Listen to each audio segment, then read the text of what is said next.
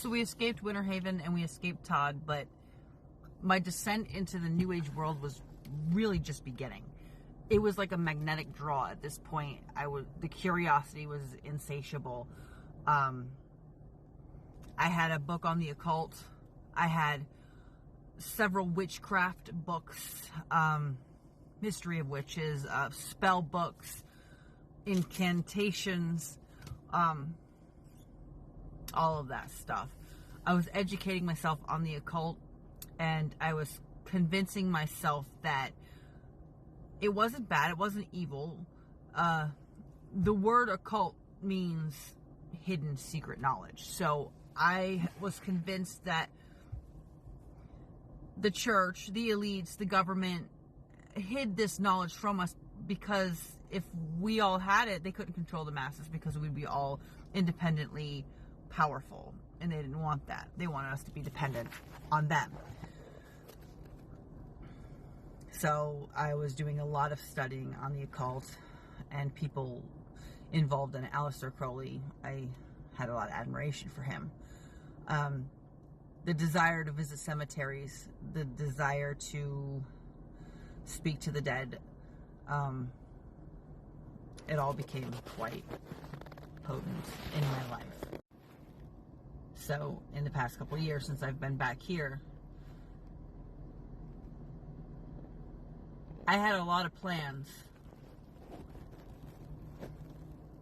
in the house that I live in now, where at least 2 people that I know of have died in that house.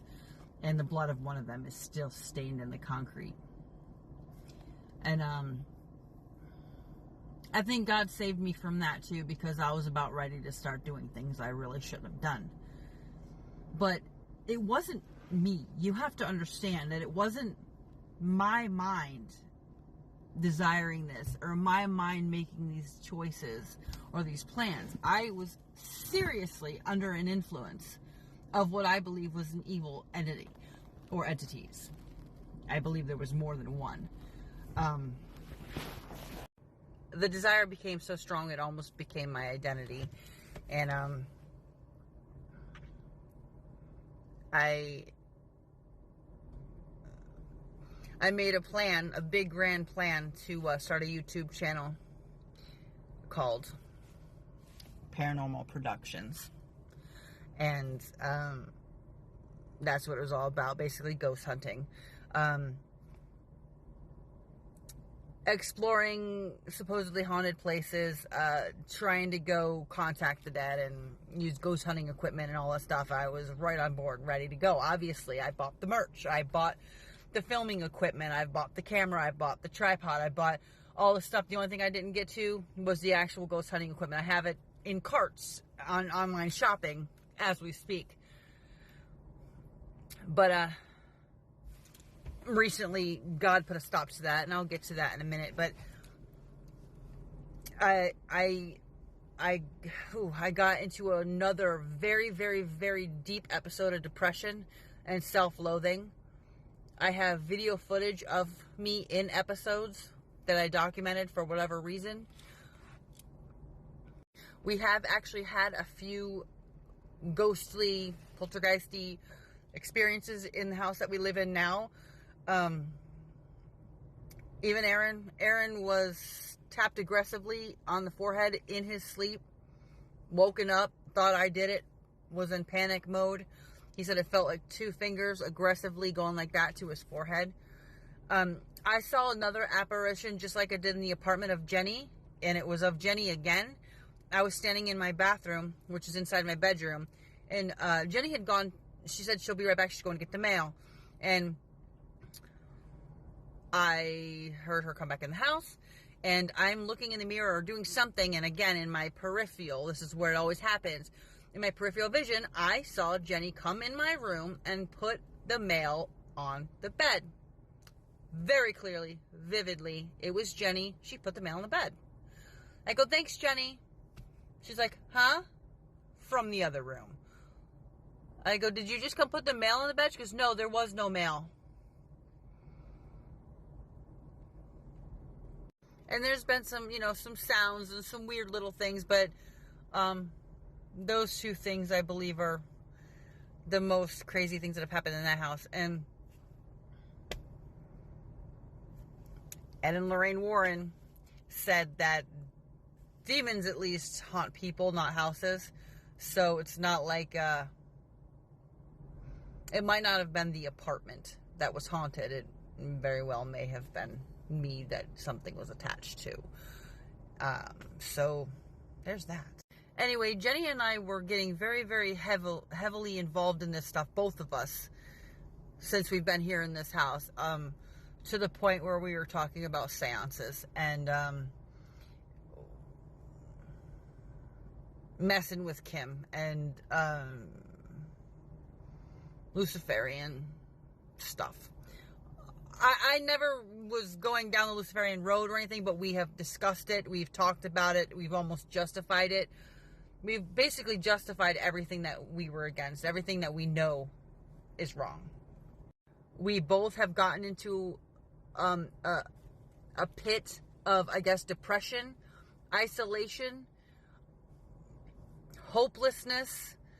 We both have encountered the most chaoticness in our lives that nobody else around us can see or feel. It's only the two of us. It's so chaotic that the most simple little everyday things are almost impossible for us to do. Even filming this video right now, I have to get out of that house and force myself to be able to do it. I have to come to a random public place, and even just getting out of the house took me multiple hours. It's something I can't explain. It's something you cannot understand. The only other human on the planet that understands it is Jenny, because she's been experiencing it with me. But here's the good thing. I mean, we have denied God in the past couple of years. We have mocked God. We have replaced God. We have pushed him away.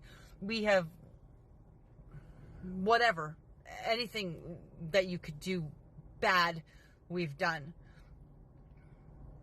And one day, recently, literally in the middle of a conversation, something snapped in both of us. It was as if God just reached in the middle of the conversation and took the blindfold off of both of us. It is the most supernatural thing we've ever experienced, and I can't explain it any other way. All the way up until that very second in the middle of a conversation, I don't even remember what the conversation was about. I have no idea. But all of a sudden, bam, it was like a brick in the face. What? Where have we been? Oh my God, what's been going on? Almost as if we were possessed and then the demon all of a sudden left. I know I sound insane. I know this sounds crazy. It maybe sounds made up, dramatized. It's not dramatized. In fact, it's actually simmered way down than what the reality of the situation has been. But this is where we stand. We are in a transitional period. I'm still wearing my merch, but that's only because that was about 85% of my wardrobe anyway.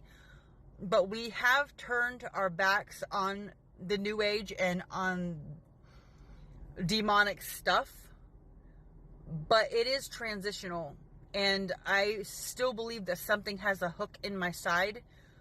It hasn't completely let go of me. And it's going to take work for me to get it gone. But it was never just metaphoric. It was real and physical.